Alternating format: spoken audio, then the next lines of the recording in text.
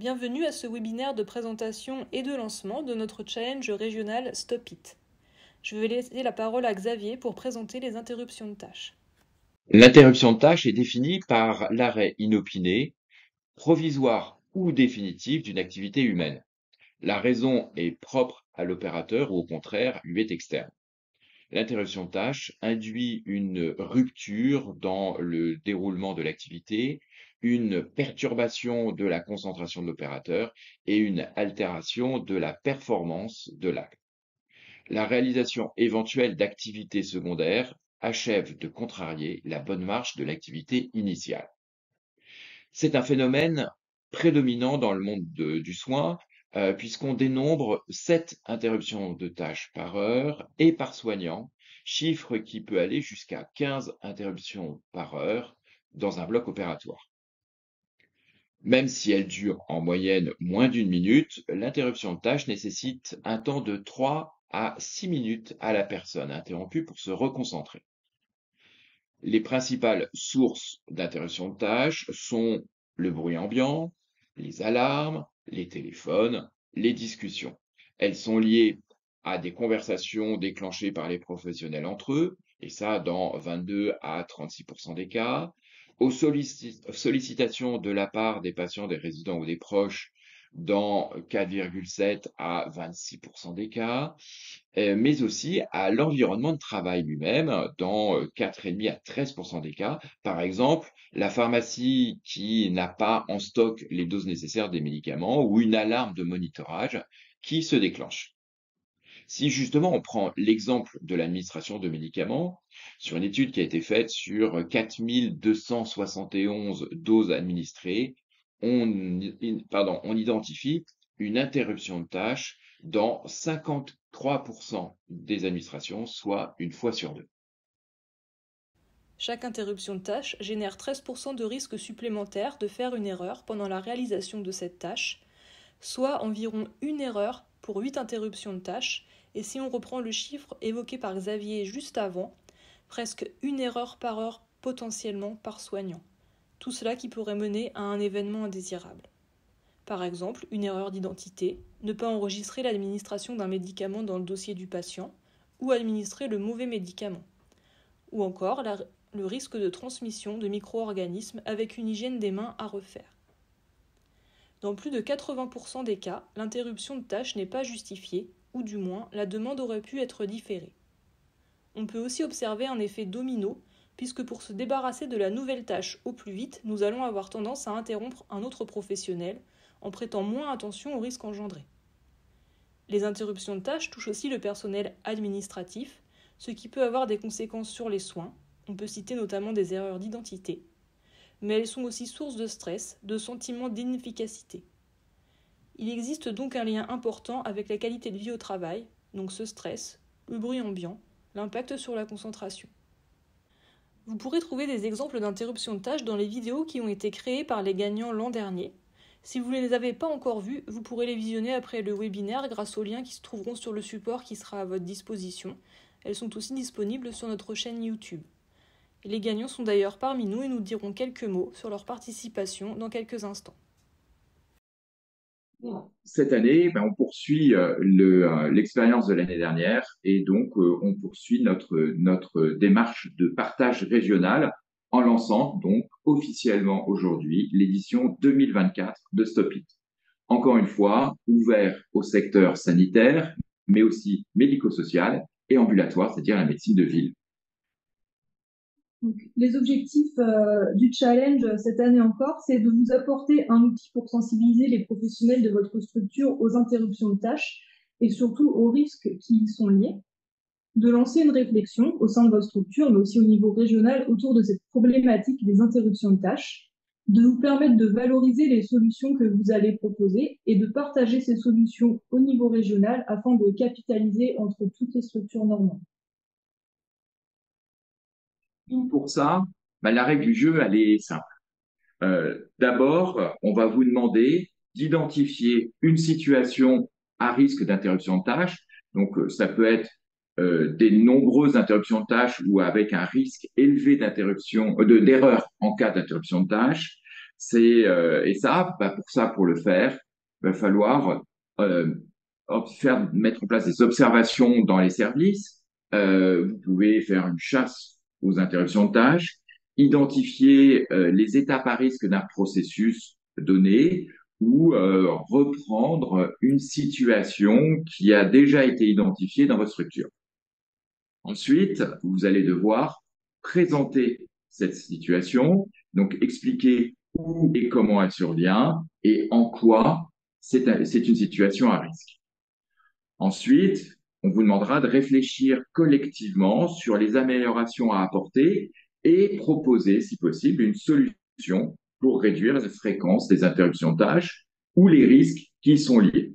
Ça, il faudra identifier des barrières de prévention, c'est-à-dire agir sur les sources, par exemple en mettant en place une réorganisation de certaines tâches et certains processus, en mettant en place des actions sur des comportements, en modifiant la culture collective, c'est-à-dire apprendre à savoir refuser d'être interrompu, savoir aussi comprendre et accepter ce refus. Ça sera aussi des actions de sensibilisation de l'usager et de ses proches au risque d'interruption de tâches. Il faudra aussi peut-être identifier des barrières de récupération ou d'atténuation, c'est-à-dire savoir gérer une interruption de tâche en sécurisant le retour à la tâche initiale, en impliquant possiblement la personne qui interrompt, en organisant des contrôles supplémentaires, proposant des contrôles supplémentaires ou définir à quelles conditions on décide de reprendre la tâche au départ, par exemple. Et tout ça, bien sûr, en continuant de répondre aux besoins des usagers. Donc, voici quelques exemples qu'on pourrait citer. Donc, des espaces dédiés, une identification des personnes qui ne doivent pas être interrompues, une identification des tâches à ne pas interrompre, prévoir des moments d'échange dédiés, une réorganisation des appels téléphoniques, une réorganisation de la préparation des traitements médicamenteux dans le moment de la préparation des piluliers, par exemple. Et quelques points de vigilance. Attention, une action seule ne suffit pas toujours. Il faut souvent associer des outils et des modalités d'organisation.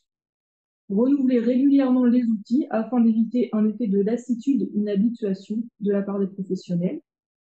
Veiller à ce qu'un équipement de signalisation, par exemple le gilet jaune, ne soit pas porté en dehors des périodes à ne pas interrompre pour maintenir la vigilance. Parce qu'attention, une infirmière qui porte un gilet jaune peut se retrouver plus interrompue parce que plus facilement repérée. Il est aussi possible que ce soit intéressant de travailler différemment selon les tranches horaires parce que les interruptions de tâches ne sont pas forcément les mêmes, par exemple entre la journée et la nuit. Nécessaire aussi d'impliquer l'encadrement dans la mise en place de ces actions et aussi de sensibiliser régulièrement les professionnels, les patients et leur entourage par des campagnes courtes mais répétées. Et intégrer la notion d'interruption de tâche dès la formation des professionnels, notamment dans les IFSI. Donc, la solution que vous allez nous proposer peut être valable pour tout type d'interruption de tâche ou pour un type précis. Donc, en fait, vous aurez globalement deux possibilités. Soit présenter une solution nouvelle que vous allez tester, soit présenter une solution existante que vous considérez comme remarquable, qui sera une solution originale que vous aurez mis en place et qui s'est révélée être très efficace. Vous pouvez présenter une interruption de tâche ou plusieurs interruptions de tâche. Vous pouvez présenter une solution ou plusieurs solutions dans une même structure.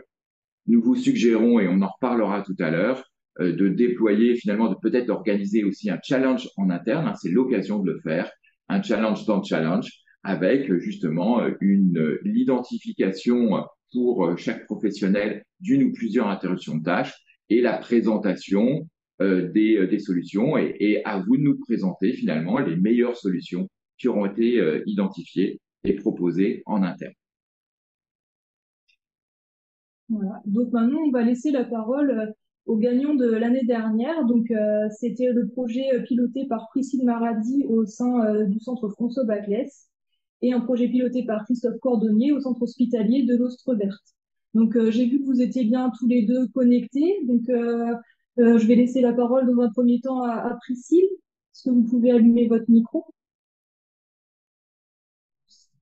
Ouais, c'est bon. C'est bon? Vous m'entendez? Oui, on vous entend. Je vous laisse la parole. D'accord. Donc, nous, au centre François Baclès, on a participé, bien sûr, l'année dernière.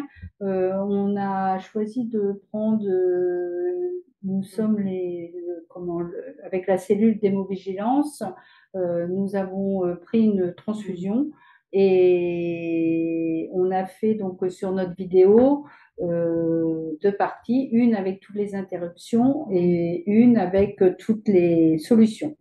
Alors, la vidéo, nous, on l'utilise régulièrement en outil de formation. C'est-à-dire qu'à chaque professionnel qui arrive au centre et qui doit transfuser, on lui fait voir la première partie de notre vidéo avec toutes les interruptions de tâches. On lui demande de regarder, voir ce qu'elle trouve un peu d'interruption et aussi les solutions éventuellement qu'elle mettrait en place et celles qu'elle connaît au niveau du centre. Donc voilà, cela fonctionne très bien. C'est une bonne manière de faire au niveau de la pédagogie de notre formation. Les professionnels sont très intéressés parce que c'est vraiment du concret. Et voilà ce que je peux vous dire. Je ne sais pas, il faut que je parle d'autre chose ou... Non, vous pouvez nous dire comment vous allez utiliser le prix on avait le prix remporté par les gagnants, donc c'était une contribution financière sur un projet en lien avec la qualité de vie au travail. Donc, comment vous allez l'utiliser au sein de votre établissement? Oui, alors nous, c'est un peu particulier parce que c'est pas par rapport à un service, c'est-à-dire que nous avons fait la vidéo avec tous les correspondants de chaque service. Alors, il y a aussi bien des infirmières, des assistantes médicales. Et donc, ce qu'on a décidé au niveau du prix, c'est au niveau de la qualité de vie au travail, c'est de faire un escape game afin que ce soit vraiment au collectif pour toutes ces personnes-là, parce que c'est vraiment pas un service. C'est pour ça qu'on a fait ce choix-là et pas autre chose. Et donc on l'a proposé aux personnes qui ont participé à ce challenge et tout le monde a accepté sans problème. Donc ça devrait se mettre en place prochainement. Bon, il y a un petit peu de travail à faire pour qu'on puisse réunir tous nos participants qui ont vraiment joué le jeu et qui eux-mêmes utilisent le film. Et aussi par rapport à ça, on a été contacté par des hémovigilants d'autres établissements qui ont vu notre film et qui nous ont demandé aussi de le prendre pour leur formation. Super. En effet, il y a eu plus de 400 vues sur YouTube de votre vidéo depuis qu'on l'a partagée et très rapidement, donc ça a vraiment dû beaucoup intéresser les gens. Et on vous Merci beaucoup. remercie, on remercie le réseau Calva de nous avoir fait participer à ce challenge. Merci à vous d'avoir Merci, oui. participé. Merci à vous d'avoir participé. Et, euh, et on espère que effectivement on aura le plaisir de revoir encore une autre vidéo du centre François Baclès dans le challenge 2024. Grand plaisir. Merci. Merci. Christophe, si vous voulez allumer votre micro. Oui, vous m'entendez bien? Oui, très Très bien. bien. Bon, parfait. Bonjour à tous. Donc, Monsieur Cordonnier, ingénieur qualité à l'hôpital de l'Ostrobert à Barentin.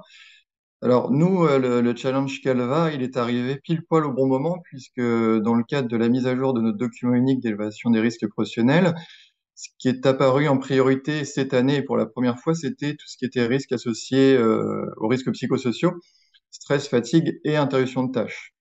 Donc, quand on a vu le challenge arriver, on s'est dit, c'était l'opportunité de faire quelque chose.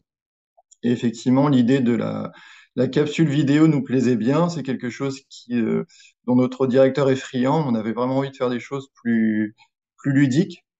Donc, on est parti sur une vidéo également. L'idée étant que, puisque les professionnels de tous les services avaient identifié l'interruption de tâches comme vraiment un risque majeur, on est parti sur l'idée de faire des vidéos sur l'ensemble des services avec des exemples d'IT, finalement, que ce soit à l'accueil, aux ressources humaines, aux cuisines, etc. Donc, on n'a pas pu faire tous les services, sinon on aurait fait une vidéo de 20 minutes. Mais on a pris beaucoup de plaisir à aller dans tous les différents services pour mettre en scène nos professionnels. Et finalement, l'impact a été double, puisque la sensibilisation a déjà commencé dès le moment où on a fait les vidéos. Le jour même et les jours suivants, les acteurs et les spectateurs du tournage étaient vraiment sensibilisés et avaient vraiment des exemples concrets à nous donner, donc ça a été le côté un petit peu sympa. Et puis bah, par la suite, la vidéo, oui, petit à petit, a fait pas mal de vues. On l'a diffusée sur notre site internet, sur les réseaux, euh, en lien avec les réseaux Calva aussi, et on vous en remercie. De temps à autre, on la ressort avec des petits liens pour que ce soit visionné. Donc voilà, ça plaît bien. Suite à ça, l'idée, c'est de faire des petits mémos de poche. Donc on a un groupe qui a été dit au travail sur Barentin. On va valider ça. Donc, je remercie le CH de Bois-Petit qui m'a donné l'idée. Donc, en gros, c'est un petit mémo de poche recto verso qui pourra aller dans les poches des différents soignants et professionnels avec voilà, des petites notes sur comment gérer l'interruption de tâche. Quand je suis interrompu, qu'est-ce que je fais? Et pour celui qui interrompt, voilà, limiter les interruptions de tâches, 4 règles pour gérer les interruptions de tâches. Voilà. J'interromps quelqu'un avant de l'interrompre, qu'est-ce que je fais? Et si je suis interrompu, avant d'interrompre ma tâche, qu'est-ce que je fais également? Voilà. C'était plutôt sympa, donc ça, on va le valider.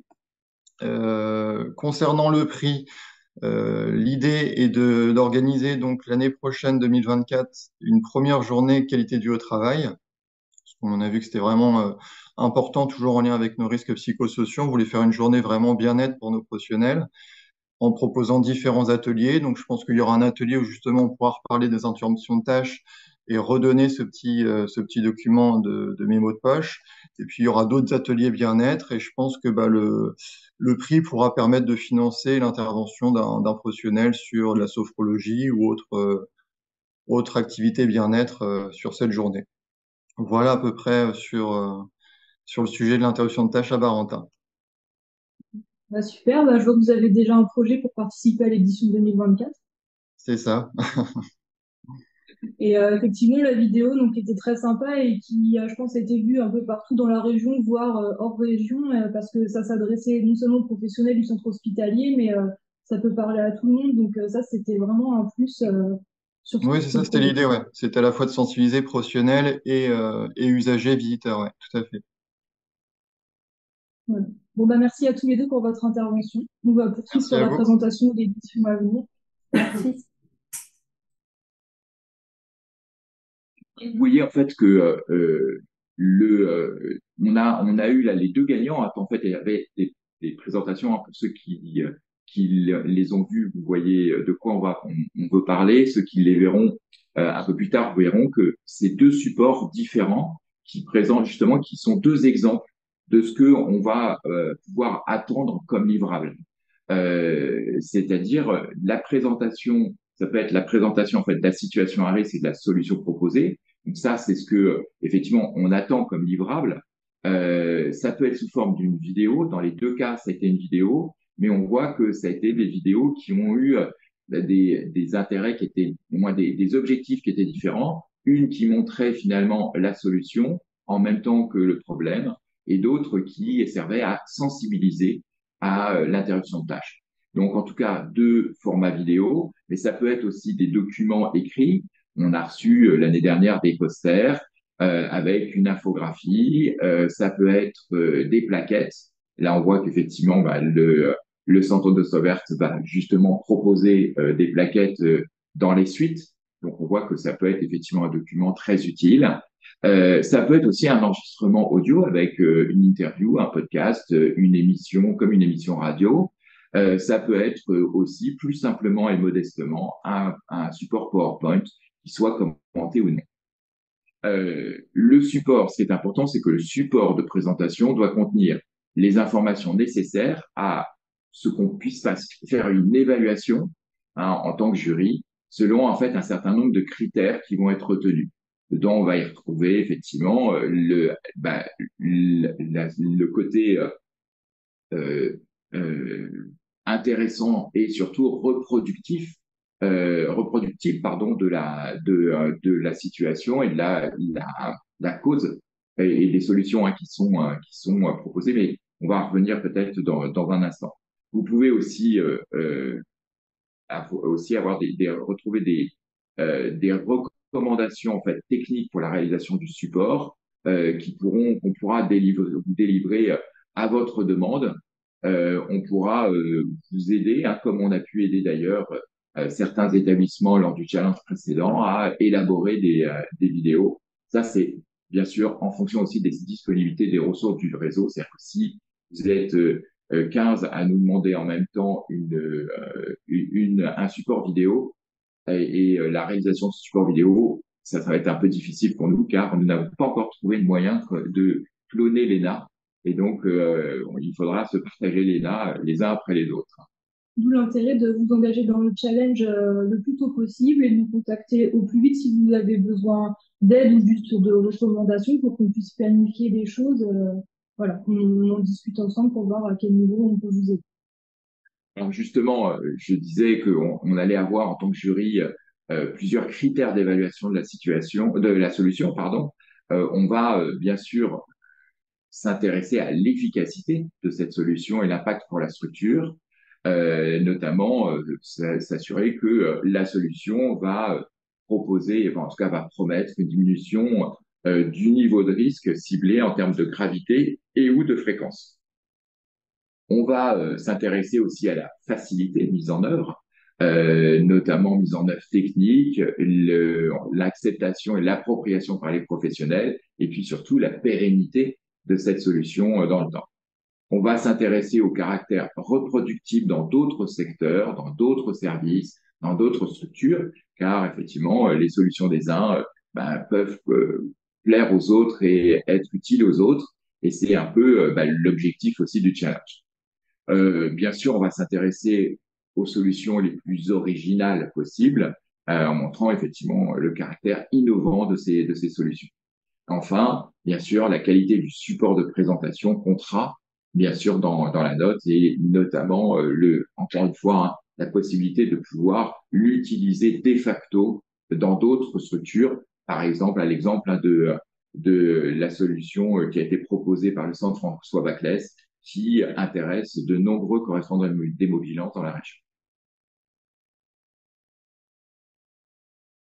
Voilà, donc tout ça, c'était déjà aussi le principe du challenge de l'édition précédente, mais pour l'édition 2024, on a voulu apporter quelques nouveautés. Donc on va vous proposer de partir en safari. On aime beaucoup les jeux de mots avec les interruptions de tâches, comme vous pouvez le voir. Donc on vous propose un challenge dans le challenge. Donc c'est de partir en fait en chasse aux interruptions de tâches. Et pour ça, on vous a préparé un carnet de voyage. Vous allez aller prendre en photo en fait des interruptions de tâches. Alors évidemment, ce sera difficile de prendre sur le fait une interruption de tâche. Vous pourrez demander aux professionnels un peu après de le prendre en photo avec une mise en scène très simple pour remplir votre carnet en fait avec les différentes possibilités d'interruption de tâches, par exemple celle qui est liée au téléphone, celle qui est liée à l'usager, celle qui est liée à l'environnement de travail. Vous pourrez retrouver toutes les consignes dans le carnet. Et vous aurez aussi, si vous le souhaitez, un format poster à afficher si vous voulez mettre dans votre service et afficher des photos dessus pour que ce soit plus visuel. Mais vous verrez, le carnet de voyage, il est plutôt sympa. Et pour que vous voyez bien ce qu'on attend de vous, on vous en a fait une version Canva. En fait, on s'est prêté au jeu parce que chez nous aussi, il y a des interruptions de tâches. Et d'ailleurs, ça nous a permis de nous rendre compte qu'il y en a vraiment beaucoup. Donc, vous pouvez d'ailleurs les retrouver dès maintenant, donc le carnet de voyage Canva, sur la page du site internet qui est dédiée au challenge. Donc, vous allez pouvoir retrouver le lien dans le chat incessamment sous peu. Et donc, pour les inscrits, on vous enverra bien sûr le carnet de voyage et le tableau de chasse vierge que vous pourrez compléter.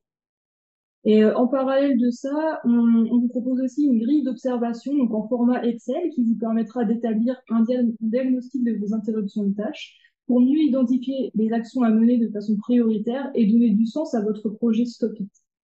Donc, dans ce tableau, il y a donc, toute une grille à remplir avec qui est interrompu, par qui, à quel moment, pourquoi, avec des graphiques qui vont se faire de façon automatisée. Il y aurait aussi des tableaux avec une analyse un peu plus aboutie en fait de qui interrompt qui en priorité, en majorité et pourquoi. Ces tableaux-là, ils vont pas se remplir de façon automatisée. On n'a pas trouvé la solution parce que ce sont des tableaux croisés dynamiques. Donc, soit vous avez les compétences en interne pour les remplir, soit une fois que vous avez rempli votre grille d'audit, si vous êtes intéressé, vous nous renvoyez le tableau, vous nous contactez et on peut vous aider à compléter ces tableaux parce qu'on trouve vraiment que c'est des données qui peuvent être intéressantes.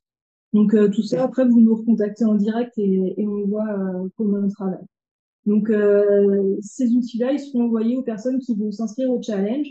Donc, vous pouvez en fait faire la partie Safarit seul. On aura un prix qui sera pour le gagnant du Safarit, qui sera forcément un peu moins important que celui du challenge Topic Global, mais ça sera quand même pour récompenser les personnes qui sont engagées dans le challenge. Ou sinon, vous pouvez faire en association avec ce qu'on vous a présenté auparavant, donc le challenge Topic complet. Donc, au niveau du calendrier et des modalités de participation, donc dès maintenant, vous pouvez vous inscrire via le formulaire en ligne qui sera sur la page dédiée au challenge sur notre site internet, et ce jusqu'au mois d'avril 2024. Et ensuite, il faudra nous envoyer votre support de présentation par mail avant le 26 avril 2024, donc support de présentation et carnet de voyage Safarit si vous faites les deux, donc et ou. Ensuite, les candidatures seront examinées par un jury professionnel issu de différents secteurs au mois de mai 2024, et ce pour pouvoir annoncer les gagnants et organiser la remise des prix au cours de la journée régionale de Calva en juin 2024. Et d'ailleurs, comme l'année dernière, on invitera le gagnant lors de cette journée pour qu'il puisse recevoir son prix. Et on présentera aux participants de la journée le projet qui a été réalisé par le gagnant. Donc voilà. Le prix, de la même façon que l'année dernière, ce sera une contribution financière au projet de votre choix, donc de préférence en lien avec la qualité de vie au travail, et toujours le panier garni de chocolat parce que on aime bien. Donc, faudra évidemment pour les participants prévoir la disponibilité d'un agent de la structure pour participer à la journée régionale. Donc, si vous avez des questions, avant de vous engager dans le challenge ou pendant que vous réalisez le challenge, il ne faudra pas hésiter à me contacter. Donc, vous avez mes coordonnées.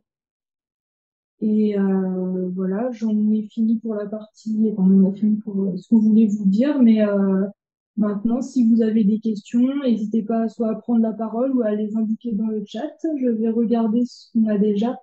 Donc, on a une question sur le logiciel vidéo qu'on utilise pour nos montages. Donc, moi, j'utilise le logiciel Movavi, qui est payant, mais vraiment, c'est pas grand-chose par rapport aux possibilités que ça ouvre. On paye une fois pour l'avoir à vie, a priori. C'est l'ordre de grandeur d'une cinquantaine d'euros et parfois il y a des offres, par exemple au Black Friday c'était à moins 50, donc c'est donc pas si longtemps que ça peut être une idée pour ce projet-là ou un autre d'aller regarder ce qui se fait. Ouais, c'est un logiciel extrêmement simple. Pour vous dire, je l'utilise aussi, donc c'est que c'est très simple. C'est très facile à mettre en œuvre. Ça ne demande pas beaucoup. C'est pas très gourmand en plus en capacité informatique. Ça, c'est quand même bien. Et effectivement, hein, c'est de l'ordre d'une cinquantaine d'euros en termes d'acquisition. Ça reste très, très raisonnable par rapport à d'autres logiciels hein, bien plus onéreux, bien plus compliqués et pas forcément plus performants. Et voilà, facilité de prise en main, on l'utilise tous les deux, on n'a pas eu de formation dédiée, on a découvert le logiciel tout seul. Ouais, il y a plein de tutos, il y a plein de tutos en plus, c'est très bien fait, vraiment très bien fait. Alors, où vous pouvez voir les vidéos. Excuse-nous, Léna, comment il s'appelle le logiciel que tu as parlé là? Movavi. Movavi. Alors, attendez, je vais l'écrire en même temps. Ouais, M-O-V-A-V-I. Movavi, en fait, Movavi Suite, en fait, c'est une suite logicielle. Parce que, en fait, vous pouvez faire aussi il y a aussi un logiciel de montage audio pour ceux qui aiment faire du montage audio, des captures d'écran, des choses comme ça. Et puis, il y a donc ces Movavi. Ça doit être Movavi Vidéo Suite, quelque chose comme ça. Mais il est très facilement identifiable dans la suite Movavi. Ça s'achète via Internet, hein, vous n'avez pas besoin d'aller, ça se fait l'achat se fait en 10 minutes. Hein. Ça se télécharge. et vous avez une clé, et ensuite vous l'activez. C'est extrêmement simple. De toute façon, si besoin, n'hésitez pas à, à me renvoyer un mail, on en discute. Alors, donc on avait beaucoup de questions sur le logiciel. Sur les vidéos, donc vous pourrez retrouver là les liens des vidéos des gagnants. Déjà, ils sont sur notre chaîne YouTube, mais le support, donc, il sera disponible, il est déjà disponible d'ailleurs sur la page, le lien que vous a mis Sandrine dans le chat. Et donc, il y a les liens des gagnants, mais sur notre plateforme collaborative, vous pouvez aussi retrouver les... On l'a mis dans la communauté de pratique culture sécurité. Donc, il y a déjà plein, nombre d'entre vous qui y sont inscrits, mais sinon, n'hésitez pas à rejoindre cette communauté de pratique. En dehors du challenge, il y a plein d'intérêts à rejoindre les communautés. Et les supports des participants de l'an dernier sont tous rangés dans cette communauté. Donc, vidéo, affiches. Je regarde. Donc, merci pour vos messages positifs, en tout cas. C'est tout ce que j'ai sur le chat. Est-ce qu'il y a d'autres questions? N'hésitez pas à utiliser l'outil du Safari, parce qu'effectivement, c'est un moyen très ludique d'aller chercher des interruptions de tâches, de sensibiliser les professionnels des interruptions de tâches, et puis de découvrir surtout que il y en a énormément. Nous, on a joué le jeu, comme le disait Léna. En fait, on s'est aperçu d'interruptions de tâches qu'on soupçonnait pas, et pourtant on vivait à longueur de journée avec, et ça nous a permis de franchement améliorer. Bon, ça ne nous empêche pas de faire une interruption de tâche tout à l'heure sans le vouloir. Vous voyez que c'est quand même des choses très fréquentes. Peut-être, voilà. Et encore, pourtant, avec Léna, c'est toujours très organisé. Donc quoi, même en étant organisé, on peut quand même avoir des instructions de tâches. C'est tout l'intérêt de ce challenge. Donc, on espère en tout cas que vous participerez nombreux à ce challenge. D'ailleurs, je crois que tu voulais faire un petit sondage. Oui, c'est vrai. Il y avait, alors, partez pas trop vite. On avait juste un petit sondage que je lance. D'après les informations que vous venez d'obtenir, quelle est votre intention de vous inscrire au challenge Stop It? Après, ça ne vous oblige pas à vous inscrire si vous avez dit oui, mais si vous pouvez voter. Merci à vous. Je vois que vous êtes en train de cliquer.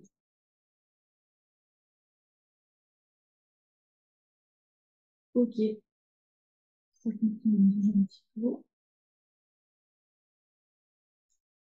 En tout cas, on est ravis d'avoir suscité en tout cas l'intérêt. On a 32% d'entre vous qui comptent s'inscrire et 70% d'entre vous qui vont y réfléchir. 3% ne pensent pas s'inscrire cette année, mais c'est peut-être que partie remise pour l'année prochaine et puis peut-être changer d'avis d'ailleurs. D'ici la fin des inscriptions. Ben, merci à vous d'être restés avec nous et donc on vous met le replay disponible dès que possible, le temps de couper la petite interruption du milieu. Et ce sera donc disponible sur la page du site internet, celle où vous avez eu le lien dans le chat. Ouais. Juste pour répondre à la peur sur la vidéo, d'abord, vous n'êtes pas obligé du tout de faire une vidéo, surtout. Vous ne vous sentez pas obligé de faire une vidéo. Et puis, encore une fois, on peut aussi vous aider à les faire aussi.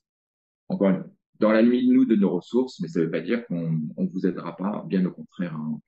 Encore une fois, plus vous êtes inscrit tôt, plus ça sera facile pour nous de venir vous aider. Surtout si c'est pour permettre après un partage au niveau de la région, ça sera utile à tout le monde. Donc, ça nous intéresse, c'est notre travail. Ouais, donc avec plaisir. N'hésitez pas à échanger avec nous. Merci et bonne journée à tous. Bonne journée à tous.